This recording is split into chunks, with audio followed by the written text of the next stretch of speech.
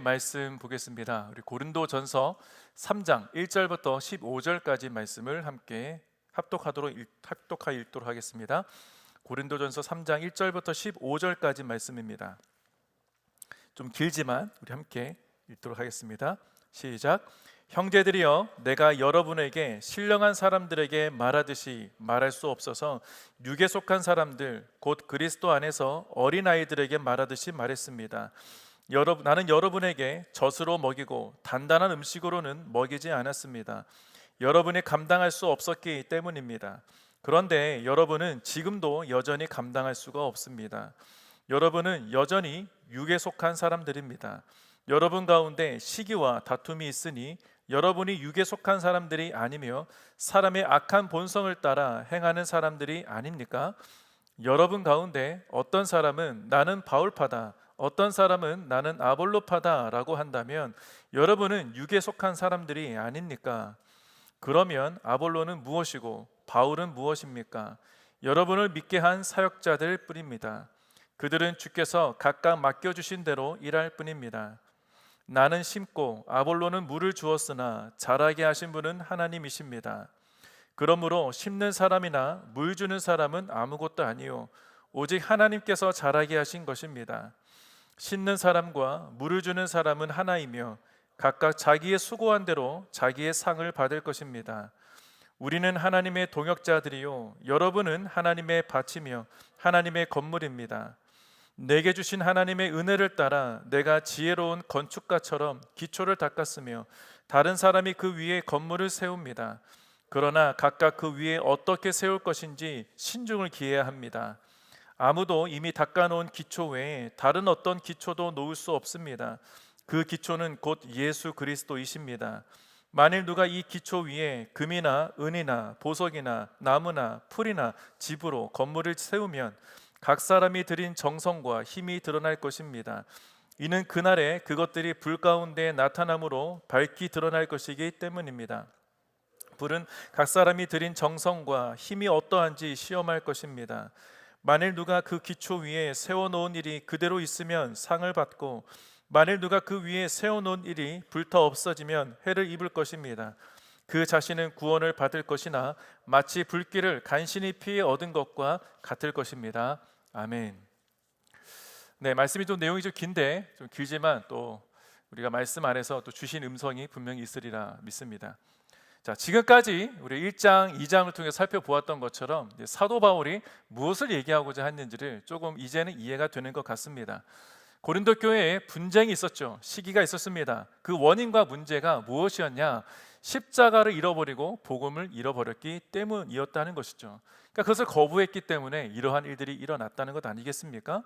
그래서 사도 바울이 십자가와 복음을 잃어버린 사람은 육에 속한 사람이고 그렇지 않은 사람은 성령에 속한 사람인 것처럼 구분해서 교훈을 주고 있다는 거예요.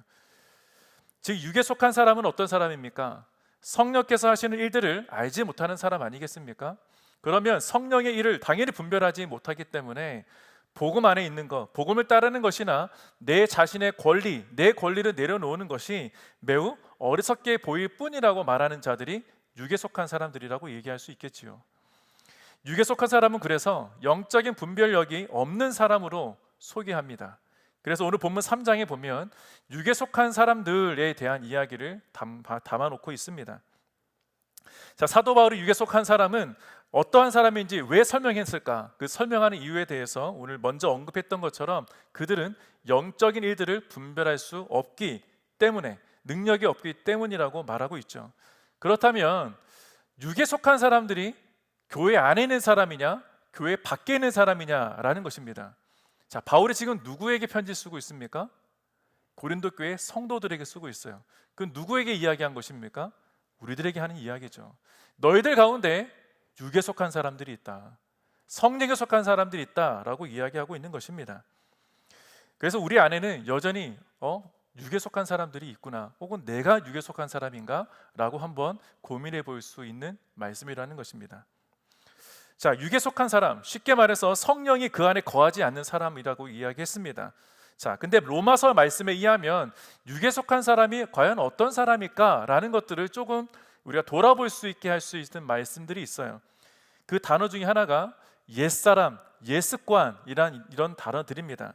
그러니까 옛사람, 즉 믿음을 받아들이지 않았던 나의 옛 모습을 이야기하지 않습니까? 여러분들이 세상 속에서 예수를 믿기 전의 이 모습이 어떠했는지를 저는 알 수 없지만 아마도 예수를 알고 난 후와 그 전의 모습이 분명히 구분되어 있을 것입니다. 그러니까 그 전에 내가 어떻게 살았나, 내 마음대로 살았고 내 생각이 우선되었고 무엇인가 여러분이 갖고 있었던 그 경험들이 우선되었던 그 시절을 떠올려 보시면 육에 속한 사람은 이런 것이구나, 성령을 따라 사는 사람, 성령을 따라 살지 않는 것은 이런 것이구나 라는 것들을 좀 쉽게 떠올려 볼 수 있는 것이죠.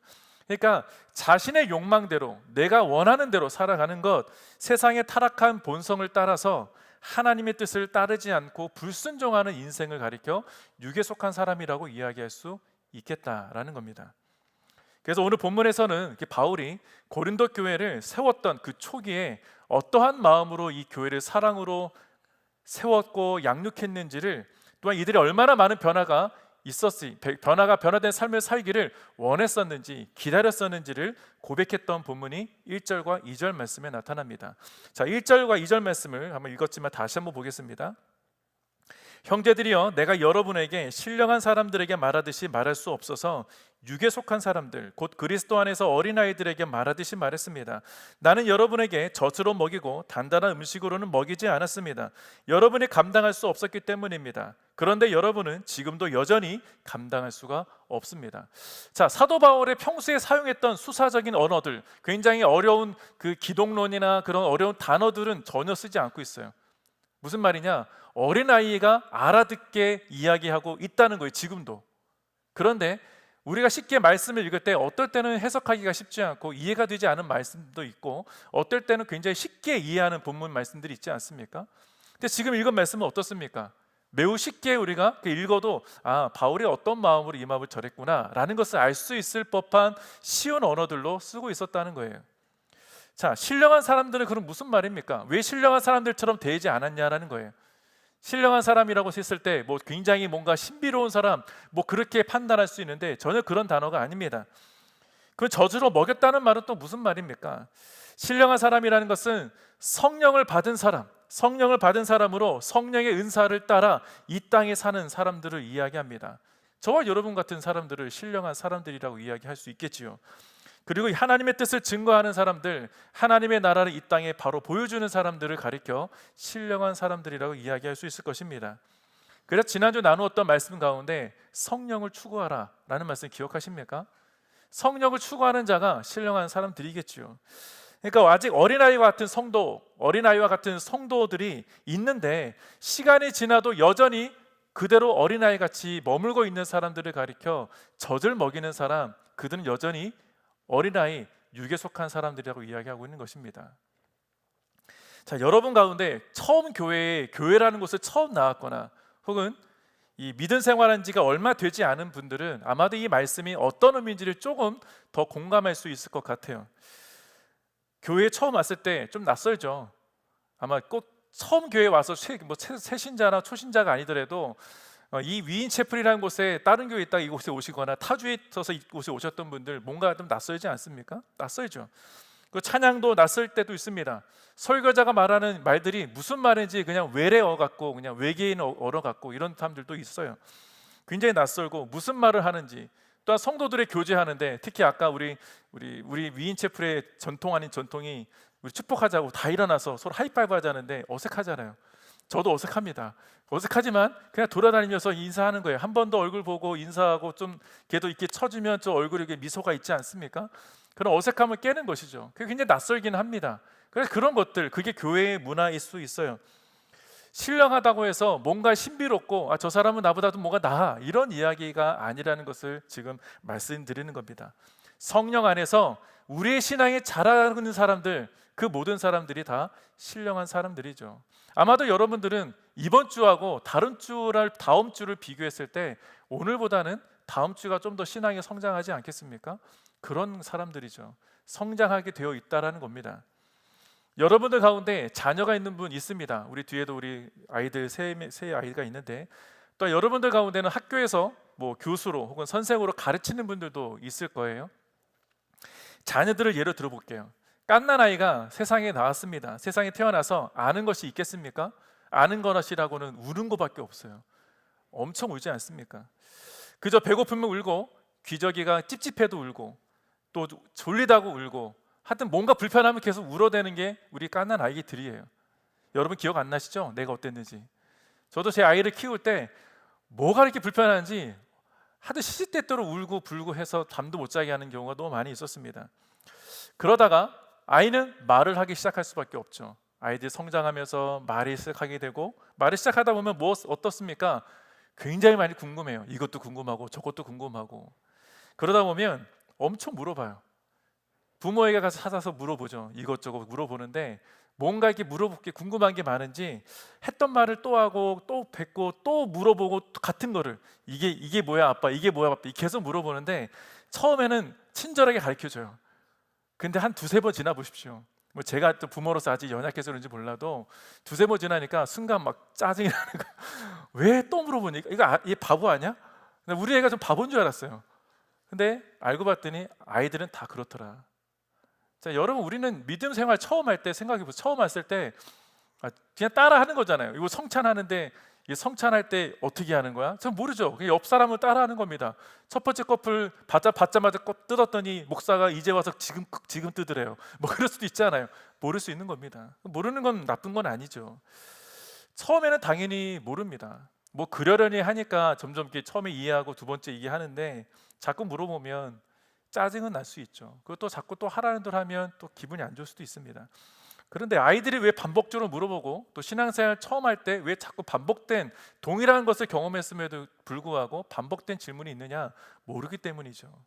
설마 뭐 장난쳤겠습니까? 진짜 모르기 때문에 물어보는 건 아니겠습니까? 또 어른들은 자기가 아는 언어로 우리 아이들에게 혹은 내가 알고 있는 단어들을 가지고 설명을 합니다. 내가 모르는 영역이면 이해가 되겠습니까? 여기 모이신 분들은 다 분야가 달라요. 일하시는 분야가 다 다릅니다. 그러면 여러분 앞에 이쪽이 뭐 IT, 요즘 뭐 IT 다 알고 있지만 뭐 AI 관련된 부분을 좀 잘 하시는 분이 의사한테 가서 뭐 이렇게 AI 관련된 뭐 어떻게 돌아가느냐 물어보면 이해하겠습니까? 요즘은 너무 잘 돼 있어서 이해할지는 모르겠는데 아무튼 그렇다는 거죠. 저는 제 아들에게 며칠 전에 제 아들은 아직 고등학생이에요. 이제 10학년이고 11학년 이제 올라가는데 그림을 좋아해요. 그래서 자기는 그림 전공하겠다고 해서 그림을 막 열심히 하루도 뭐 4-5시간 막 앉아가지고 막 그림을만 그립니다. 그러다 제가 양자 컴퓨터는 어떤 거 이러면 갑자기 양자 컴퓨터 쪽으로 두뇌가 바뀌나 봐요. 저한테 양자 컴퓨터는 이런 거야 저런 거야 막 얘기해 주는데 요즘은 좀 그렇게 다양하게 알아야 되는 것 같습니다. 근데 저도 어른인데 아이가 아는 언어를 그 양자 컴퓨터에 들어간 무슨 내용들은 제가 잘 모르잖아요. 그러면 저 딴 나라 사람들, 딴 나라 이야기 같이 저도 몰라요. 그러면 계속 물어봅니다. 그럼 아이는 나중에 짜증을 내요. 저한테 도리어 거꾸로 제 역전된 거죠. 그런 것처럼 모를 수는 있다는 거예요. 모르면 자꾸 물어보게 되는 것입니다. 그래서 중요한 게 뭡니까? 이해할 때까지 기다려주는 거죠. 기다려줘야 됩니다. 여러분 여기 순자님도 계시고 또 순원들도 계시고 그런데 뭐 순장이라고 더 높이 있고 뭐 이런 거 아니죠. 근데 말씀을 읽다 보면 누구는 더 잘 알 수 있어요. 누구는 똑같은 말씀인데 이해 못할 수 있습니다. 우리가 할 수 있는 것은 기다려주는 거예요. 그 또 하나 좋은 말이 있지 않습니까? 아이들의 눈높이에 맞춘 교육을 해야 한다면 우리가 초신자가 왔거나 믿음이 연약한 자들이 있다면 그들의 눈높이에 맞춰서 우리는 그 언어들을 사용해야 한다는 것이죠. 자, 아이들에게 고차원적인 말, 우리가 믿는 믿음 안에서 우리가 서로 원래 믿음 생활 성장했던 사람들이 믿음의 어른이라고 해봅시다. 믿음의 어른들이 알고 있었던 이야기들을 우리 처음 교회 오신 분에게 얘기해봐야 그들은 이해할 수 없는 언어. 그럼 교회 안에 여기는 다른 사람들만 사는 다른 세계 사는 사람들 같아. 오고 싶지 않을 수도 있을지 모르겠습니다. 그래서 우리 모두가 쉽게 이해할 수 있는 언어로 해야 한다는 것이죠.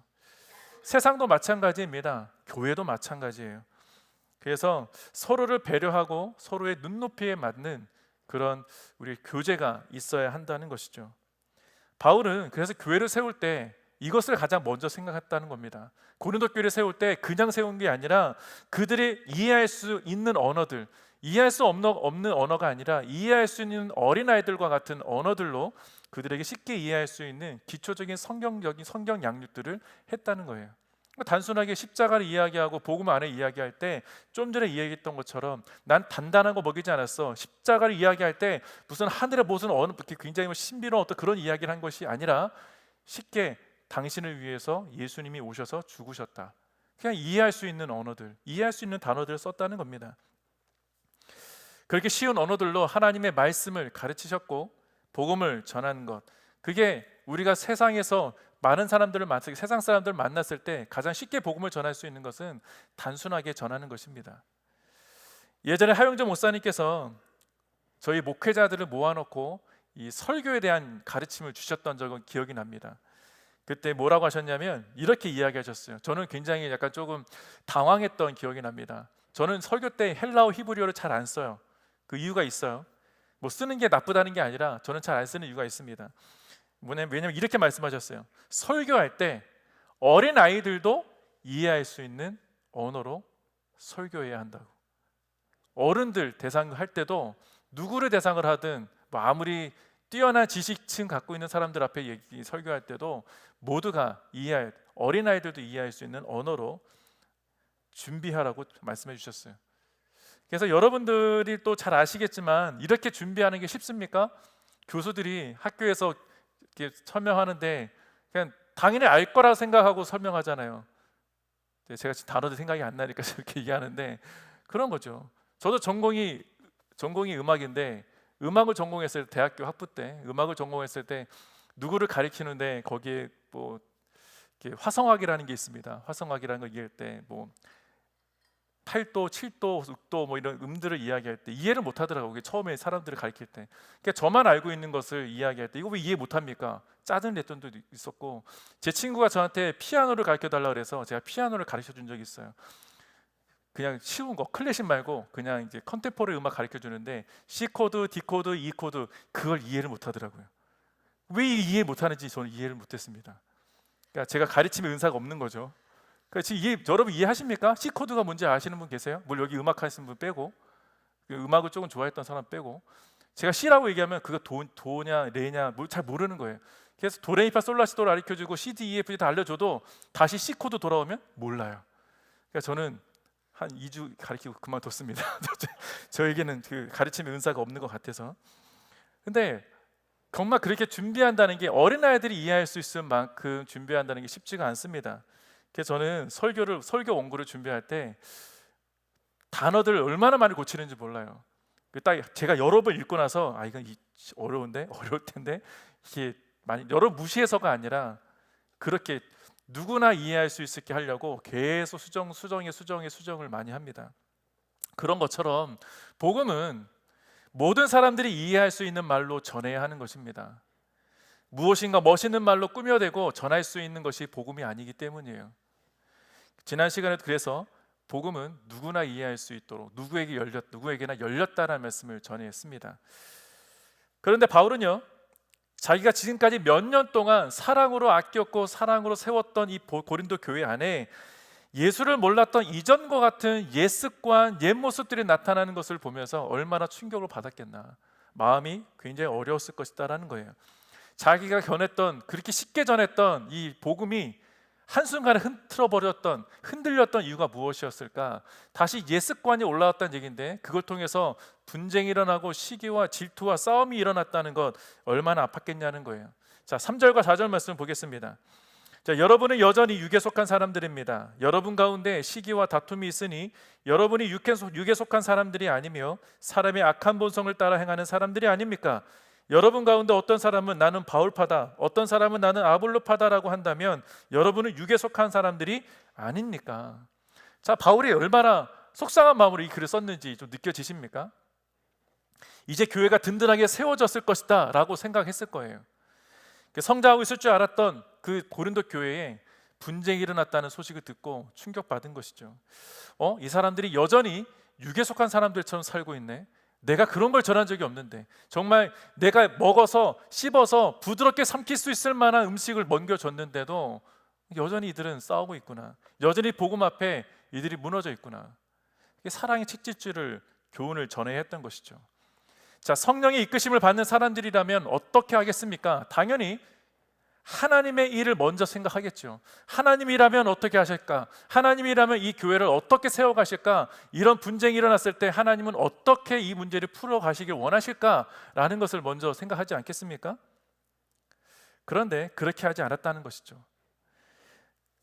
서로 분쟁과 시기를 일으켰을 때 교회 안에서 복음을 버리고 세상의 이치와 세상의 원리를 교회 안에 가지고 오는 순간 그 모든 것들이 깨어져 버리고 무너진다는 것입니다. 자, 여러분, 세상의 가치관으로 교회 안에서 여러분들이 만약 신앙생활을 한다면 어떤 일이 일어나겠습니까? 세상의 가치관으로 교회에서 사역을 하고 교회 안에서 신앙생활을 한다면 어떤 일이 일어나겠냐는 거예요. 아마도 선한 마음은 있을 겁니다. 선한 의도와 선한 마음으로 교회 안에도 이런 것들을 좀 함께 좋은 것들이라고 생각하고 할 수는 있겠죠. 근데 사람들은 그렇게 생각하지 않는다는 거예요. 내가 선한 의도가 선한 마음으로 처음에 교회에 왔다 할지라도 정말 이 교회 안에서 벌어지는 것들을 보면 세상과는 좀 다르게 조금 비합리적인, 어쩌면 좀 비효율적인 그런 사역들을 보일 때가 있습니다. 처음에는 좋게 생각한다 할지라도 비효율적이라 그러면 좀 효율적으로 바꿔가고 싶을 때가 많이 있지 않습니까? 근데 그러다 보면 세상의 어떤 것들을 좋은 것들이라 할지라도 우리 교회에 맞는지 맞지 않은지 생각하지 않고 그냥 가지고 들어와서 하다 보면 그런 어려운 마음들, 어떤 사람들은 어려워지는 것들, 어떤 마음에 좀 힘든 부분이 생길 수밖에 없다라는 것이죠. 그리고 그들의 마음속에는 영향력이라는 게 생길 수 있습니다. 그 영향력이 세워지다 보면 어떻습니까? 내가 좀 더 높은 위치, 높은 자리에 있으려고 하는 마음이 생기지 않겠습니까? 그게 생길 수밖에 없어요. 인간이라면, 죄인 대 인간이라면 그럴 수밖에 없다는 것이죠.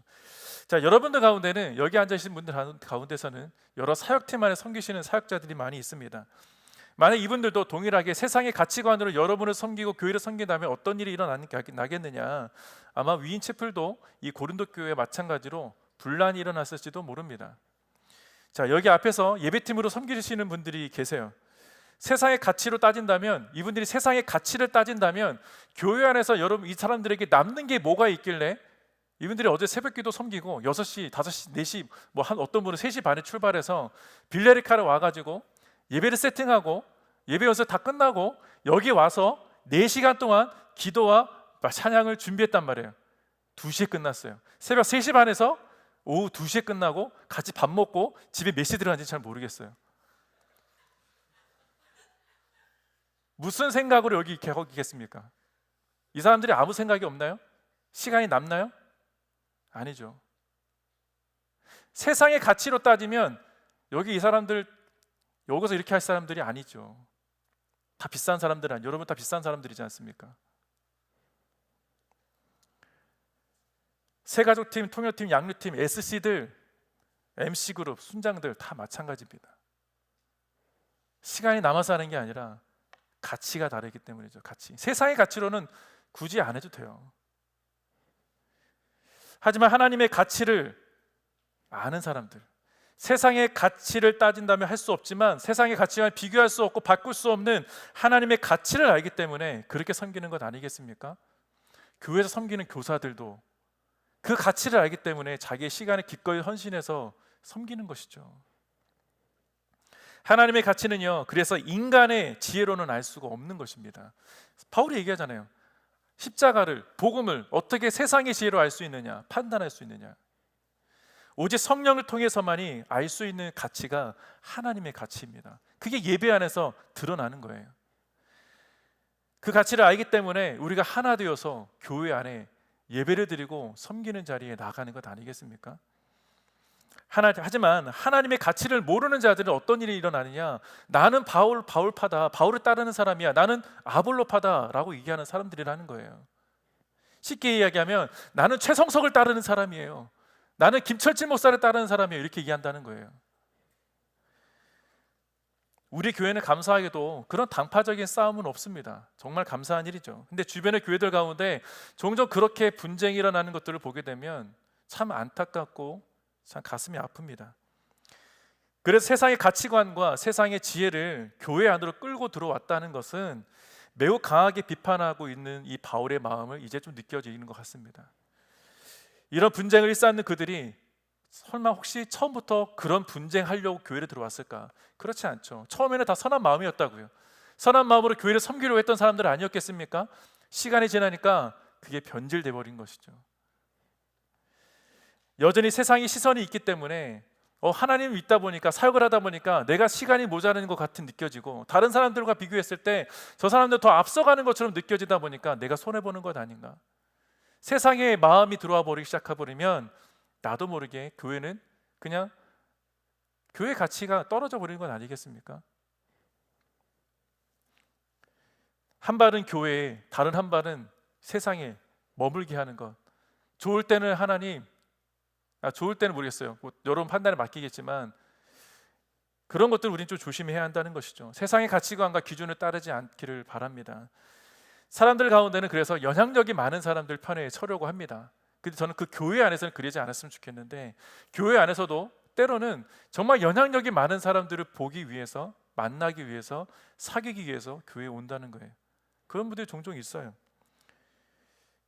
교회 안에서도 영향력 있는 사람들은 세상에서 보통 권위도 있는 사람들일 때가 많이 있습니다. 그러면 누가 가장 권위가 있겠냐? 거의 교회 안에서 가장 최고의 권위는 누구십니까? 당연히 예수 그리스도시죠. 하나님이십니다.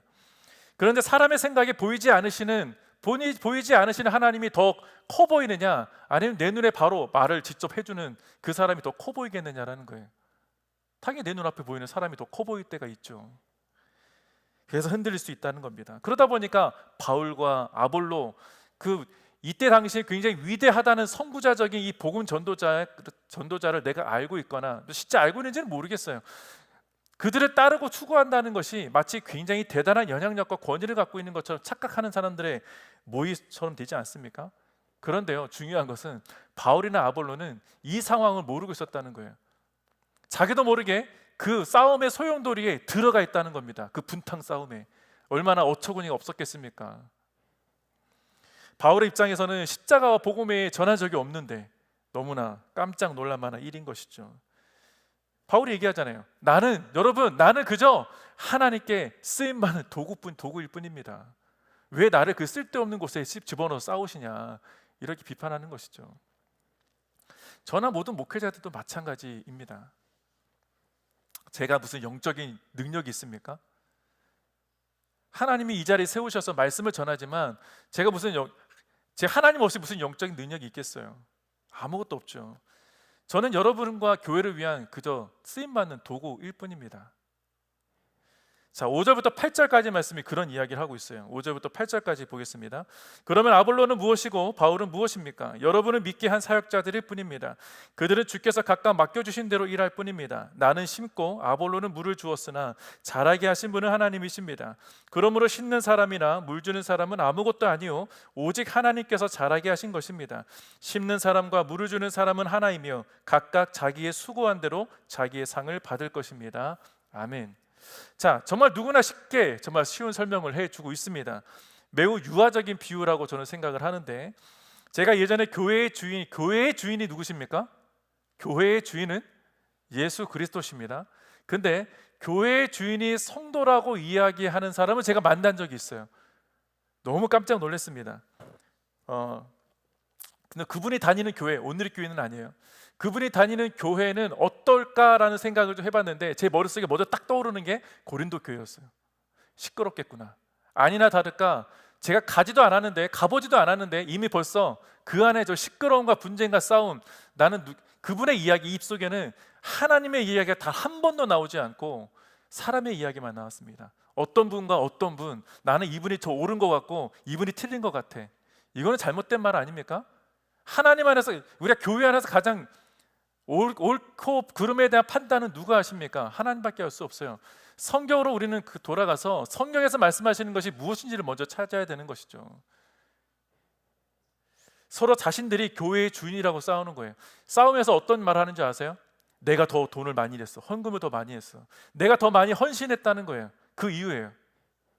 각자의 소리가 어찌나 큰지 귀가 따갑고 아플 정도의 싸움이 있었더라는 겁니다. 그 교회 참 안타깝죠. 누가 얼마를 더 냈는가로 싸우는 것, 누가 더 얼마나 오랫동안 이 교회를 섬기고 오랫동안 지켰는지를 위해서 싸우는 것. 나는 10년 있었는데 나는 창립 멤버야, 이렇게 하는 사람들. 자기의 권위를 드러내려고 어떻게든 더 높은 위치에 있으려고 하는 사람들 아니겠습니까? 저는 우리 안에 그런 사람 있지 않기를 바랍니다. 저는 감히 그 교회 안에 판단하면 안 되지만 제 마음속에는 그 교회 안에 하나님이 계실까? 참 너무 힘들었어요. 그 교회의 문제는 교회의 주인이 바뀌었다는 거예요. 교회의 주인은 예수 그리스도십니다. 교회의 머리 대신 예수 그리스도밖에 주인이 없어요. 이 사실을 망각해버린 교회의 문제는 싸움이 일어날 수밖에 없습니다. 그러다 보니 사울이 말한 것처럼, 사도 바울이 말한 것처럼 그들은 육에 속한 사람들일 뿐만 아니라 여전히 갓난아이처럼 젖을 떠먹여줘야 하는 사람들이었다는 것이죠. 성령의 일을 사모하고 분별할 수 있는 능력이 전혀 없는 사람들 아니겠습니까? 그런 싸움이 일어났으면 왜 이런 일이 일어났는지를 먼저 고민해 봐야 하지 않겠습니까? 위인체플을 예로 들어봅시다. 위인체플을 예로 들어보면 김철지 목사님이 교회를, 이 위인체플을 세웠죠. 그러면 우리 바울이 이야기한 것처럼 나는 심고 아볼로는 물을 주었다는 것을 이야기해 보면 김철지 목사님이 심었고 저는 여러분에게 물을 주고 있는 사람인 것뿐입니다. 그럼 잘하게 하시는 분 누구십니까? 여러분이 성장하고 열매 맺게 하시는 분은 하나님이시라는 것이죠. 목회자뿐만 아니라 교회에는 그래서 심는 이나 물을 주는 이나 다 도구일 뿐입니다. 심는 사람 많아요. 물을 주는 사람 많습니다. 순장들도 물을 주는 사람일 수도 있고 심는 사람들일 수도 있어요. 교회 사역자들은 다 그런 존재들입니다. 다 그래서 우리는 동역자들이고 사역자들인 것이죠. 그런데 중요한 것은 씨를 심는 이나 물을 주는 이나 아무것도 아니라는 고백이 있어야 한다는 겁니다. 우리는 하나님의 부르심 받은 사역자고 동역자라는 것을 기억할 필요가 있습니다. 그렇기 때문에 믿음의 동역자들에게 있어서 가장 최고의 상은 무엇일까? 최고의 상은 맡겨진 그 자리에서 최선을 다하고 섬길 때 하나님이 주시겠다고 약속하신 그 유업이라는 것이죠. 그래서 저는 여러분에게 다시 한번 권면합니다. 우리 안에는 없지만 혹 그냥 기억할 수 있기를 바라요. 사람을 보고 교회를 오거나 사역을 하지 않기를 바랍니다. 누가 여기 있기 때문에 사역을 하고 누가 여기 있기 때문에 섬기는 것이 아니라 그곳에 하나님이 계시고 그 안에 예수가 있기 때문에 그 안에 성령이 계시기 때문에 내가 이 예배팀을 섬기고 또 순장으로 섬기고 뭐 안내로 통역으로 여러 가지 모양으로 섬기겠다. 그런 마음이 여러분 앞에 있기를 주님의 이름으로 축복합니다. 여러분, 우리는 항상 질문을 해야 돼요. 내가 있는 이 교회, 내가 머무는 그 사역팀, 그곳에 십자가가 있느냐, 그곳에 복음이 있느냐, 그곳에 예수가 있느냐. 여러분이 다니는 직장 안에서도 그 동일한 세 가지 질문이 있기를 바랍니다. 내가 머무는 곳, 여러분, 우리를 하나님이 교회라고 말씀하셨어요. 우리가 성전되고 우리가 교회라면 여러분의 머무는 곳에 십자가가 있어야 되고 복음이 있어야 되고 예수가 있어야 하지 않겠습니까? 여러분, 무슨 목적으로 회사를 다니고 무슨 목적으로 공부를 하십니까? 그 모든 것 안에는 이 요소가 있어야 돼요. 내가 공부하는 것 안에 십자가가 있느냐? 그러면 이걸 앞으로 어떻게 할 거냐? 이것을 위해서 복음을 어떻게 쓸 거냐? 그럼 여러분 이런 질문할 수 있겠죠. 그럼 내가 하는 모든 것들이 다 교회와 관련돼 있습니까? 네, 하나님의 일과 관련돼 있어요. 여러분이 잘 돼야 하나님의 이름이 높아지지 않겠습니까? 여러분이 공부하는 목적은, 여러분 직장 생활하는 목적은 다 거기 하나님의 나라와 연결돼 있다는 거예요.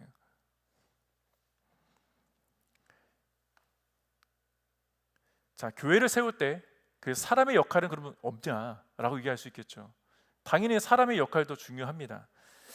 그리고 함께 믿음으로 동역하는 사람들이 있다는 것도 매우 중요합니다. 위인체플을 세울 때 여러분 여기 모이신 분들 가운데 이 빌레리카 우번에서 시작했던 여호수아 공동체부터 계셨던 분들 계실 거예요. 여호수아 공동체부터 이 작년 5월에 여기 오기까지 6월에 오기까지 그 준비되는 모든 과정 속에서 함께했던 사람들이 꽤 있습니다.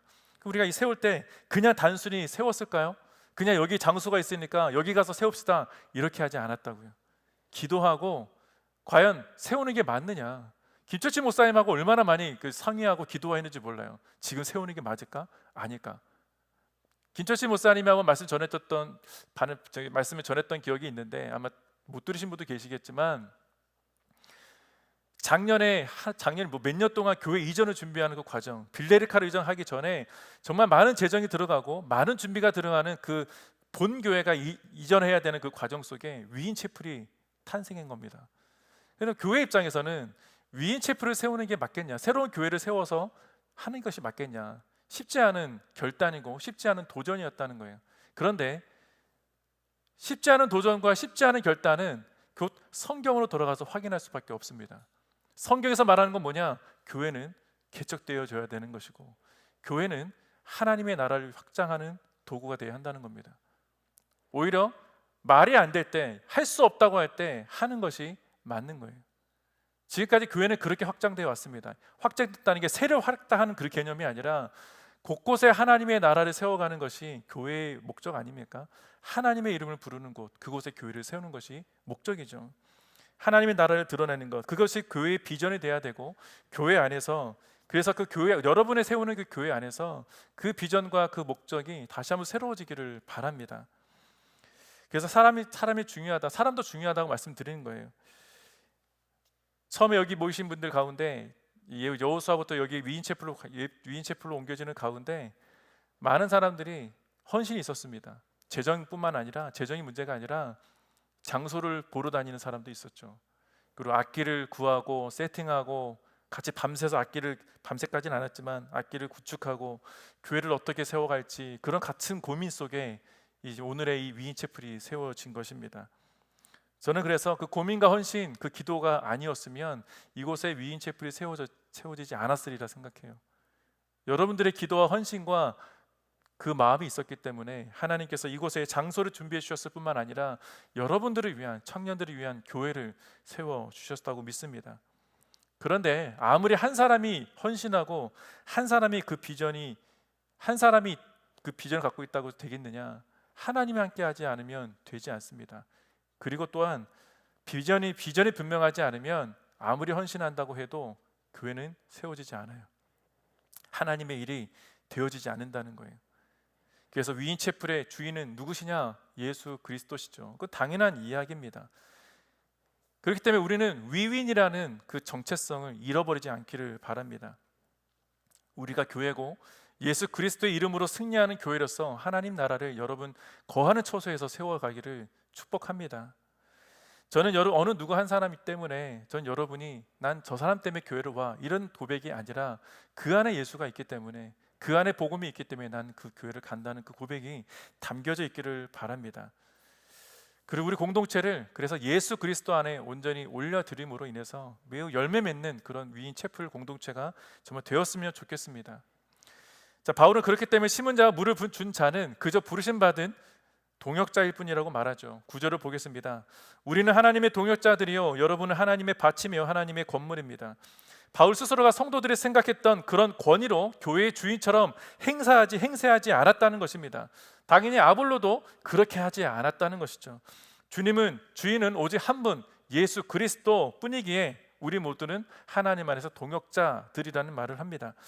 그런데 지금까지 바울은 밭의 이야기만 했어요. 근데 오늘 한 단어가 더 등장합니다. 여러분은 밭이고 하나님의 건물이라고 이야기하죠. 자, 그러면 밭은 이해가 갔는데 건물은 또 뭐냐는 거예요. 자, 10절과 11절 말씀 보겠습니다. 내게 주신 하나님의 은혜를 따라 내가 지혜로운 건축가처럼 기초를 닦았으며 다른 사람이 그 위에 건물을 세웁니다. 그러나 각각 그 위에 어떻게 세울 것인지 신중을 기해야 합니다. 아무도 이미 닦아놓은 기초 외에 다른 어떤 기초도 놓을 수 없습니다. 그 기초는 곧 예수 그리스도이십니다. 아멘. 자, 여러분들 가운데 건축가 있습니까? 건축가가 있을지 모르겠어요. 자, 건물을 지을 때 가장 중요한 것이 무엇입니까? 뭐라고? 파운데이션? 네. 한글로 어떻게 돼요? 네, 기초석이라고 합니다. 기초석. 우리는 아마 커너스톤 좀 알 거예요, 아마 그 모퉁이 돌. 그래서 또 다른 말로 모퉁이 돌, 기초석 혹은 모퉁이 돌이라고 합니다. 자, 이 기초석, 그 모퉁이 돌은 두 가지 핵심적인 역할을 한다고 해요. 아마 잘 아실 겁니다. 자, 첫 번째, 작년에 우리가 에베소서 말씀을 통해서 이미 나눴던 이야기예요. 잊어버렸을지 모르겠지만 이미 나눴던 말씀입니다. 에베소서 말씀을 통해서. 자, 첫 번째, 이 모퉁이 돌 기초석의 역할, 첫 번째는요, 건물의 벽이 시작되는 가장 끝 모서리에 세워지게 됩니다. 그래서 그 기준이 된다는 얘기죠. 건물 전체에 어떤 방향으로 세워질지 그리고 어떻게 수평을 잡을지 그 기준점이 되는 것이 이 기초석, 모퉁이 돌이라는 것이죠. 그렇다면 이 돌을 잘못 놓으면 어떻게 되겠습니까? 수평이 안 맞는 거예요. 그리고 방향도 잘못되는 것이죠. 그래서 이것이 굉장히 중요합니다. 자, 두 번째는요, 건물 전체의 무게를 지탱하는 역할을 하는 것이 이 기초석입니다. 그럼 이 돌을 잘못 놓으면 어떻게 되겠습니까? 수평은 맞고 수평도 맞고 이렇게 기준이 맞는데, 방향도 맞는데 무게를 못 견딘다면 이건 잘못된 것이죠. 다시 세워야 하는 것입니다. 그런 것처럼 이것도 잘못된 곳에 놓게 되면 건물의 무게 때문에 금이 가고 무너지지 않겠습니까? 그래서 모퉁이 돌은 건축에서 가장 중요한 심장과 같은 거예요. 자, 모든 건물에는 이러한 모퉁이 돌이 있습니다. 우리가 작년에 에베소서 말씀을 나누었을 때 이 말씀을 나누었습니다. 예수가 모퉁이 돌이다 라는 말씀을 나누었어요. 그게 에베소서 2장 20절 말씀이에요. 에베소서 2장 20절 말씀을 우리 함께 읽어보겠습니다. 시작. 여러분은 사도들과 예언자들의 기초 위에 세워진 사람들이요, 그리스도 예수께서 친히 모퉁이 돌이 되셨습니다. 아멘. 자, 이 말씀을 기억하십니까? 예, 전 기억하신다고 해주세요. 제발 좀 해주세요. 에베소서 말씀을 제가 거의 6개월 동안 나눴는데, 네, 마찬가지로 고린도전서에도 이런 비슷한 말씀이 기록되어져 있다는 것이죠. 자, 바울은 우리들이 예수 그리스도라는 그 터 위에 세워진 돌들이라는 거예요. 세워진 자들이라는 겁니다.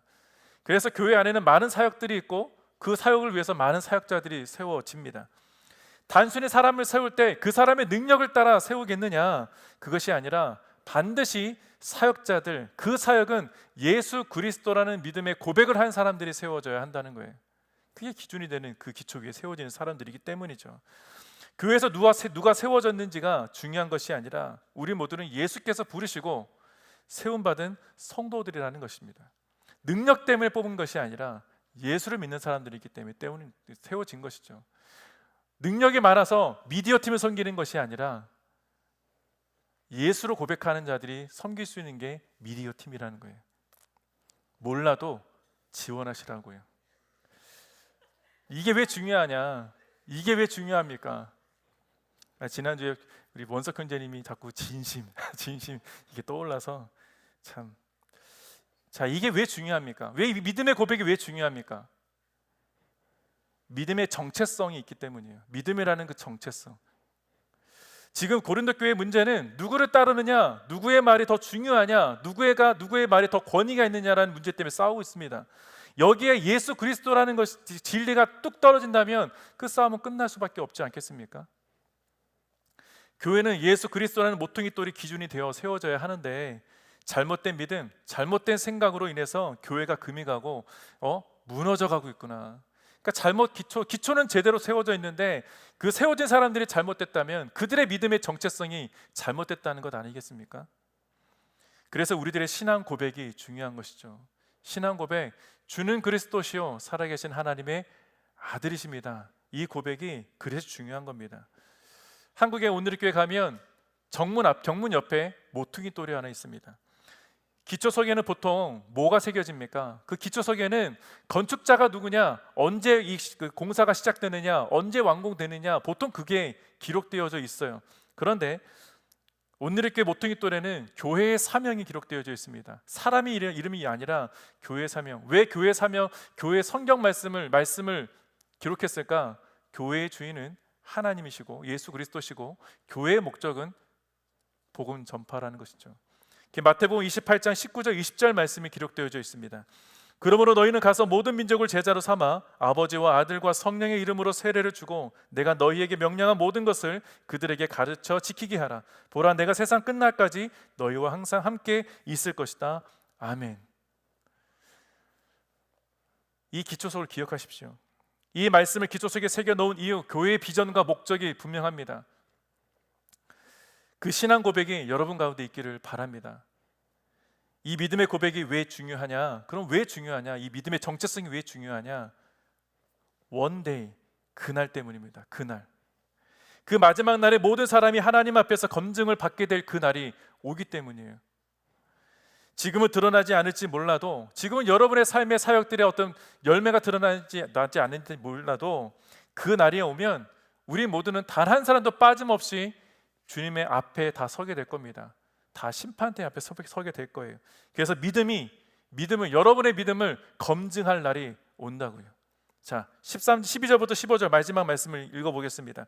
만일 누가 이 기초 위에 금이나 은이나 보석이나 나무나 풀이나 집으로 건물을 세우면 각 사람이 들인 정성과 힘이 드러날 것입니다.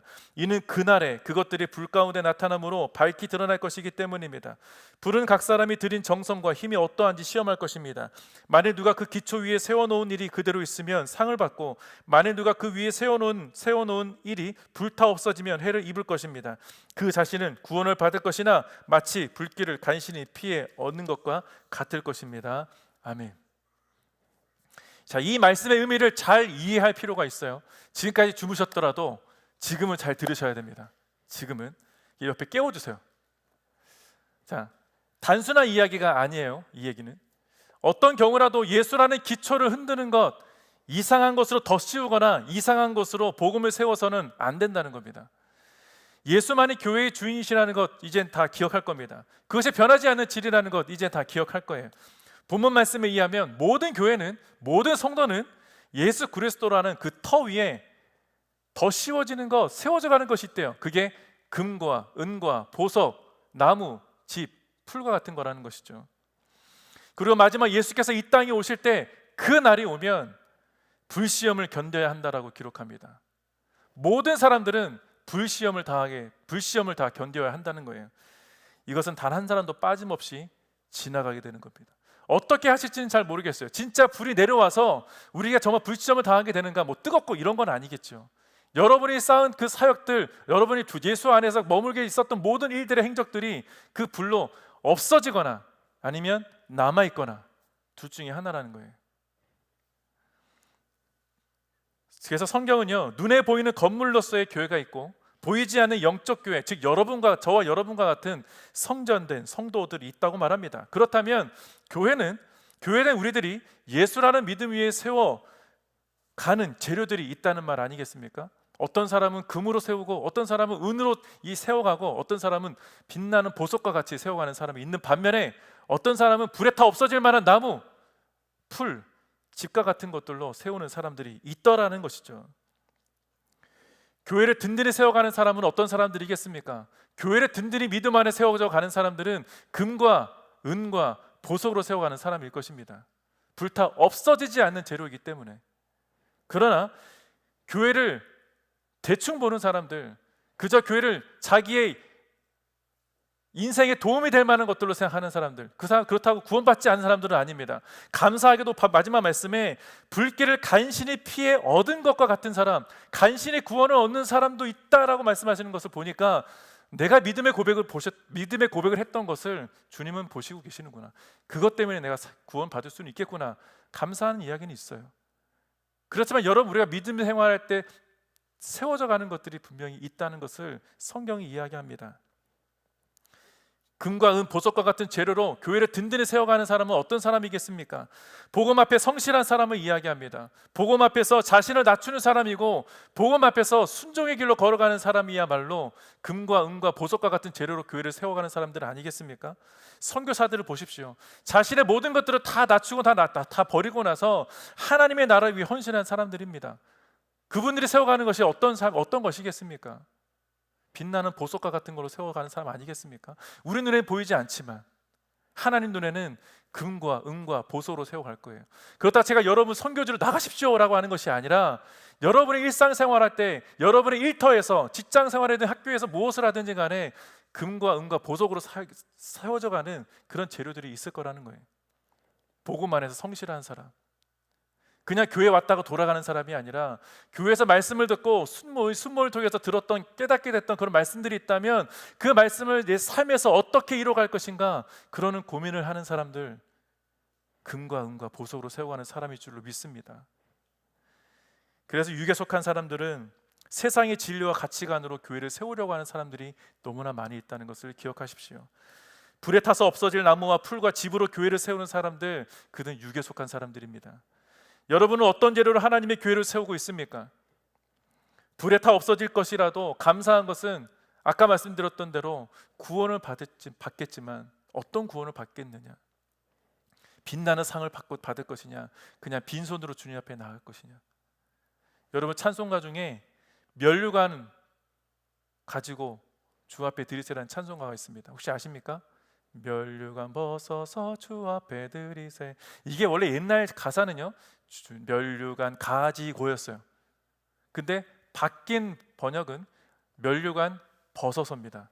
왜 면류관을 벗어서냐면 내 갖고 있는 상급, 주님께 받은 면류관을 주님 앞에 드리는 거예요. 그게 올바른 해석이죠. 사랑하는 성도 여러분, 바울은 믿는 성도 모두가 구원을 얻는다고 말하지만 마지막 날 심판대 앞에 받게 될 그 영광은 다 다르다라고 이야기합니다. 여러분, 어떤 영광을 하나님 앞에 드리고 받기를 원하십니까? 저는 우리 모두가 예수께서 이 땅에 다시 오실 그 날에 모두가 칭찬받기를 바랍니다. 모두가 불시험을 지나갈 때 다 금과 은과 보석과 같은 그 빛나는 존재로서 주님 앞에 나아가기를 축복합니다. 저는 위인 채플이 그런 채플이 되었으면 좋겠어요. 세상 사람들이 부러워하는 교회가 아니라 하나님 나라에서 빛된 존재의 교회. 여러분, 한 사람 한 사람이 이 땅을 살아갈 때 그런 교회로서 살아가기를 축복합니다. 그리고 우리가 교회로서 이 땅을 함께 살 때 예수의 이름이 높아지고 여러분의 삶에서 여러분의 삶이 십자가로 드러나고 복음이 드러나고 그 안에 예수가 있는 그런 삶을 사시기를 주님의 이름으로 축원드립니다. 우리 함께 이 시간 기도합시다. 함께 찬양한 이후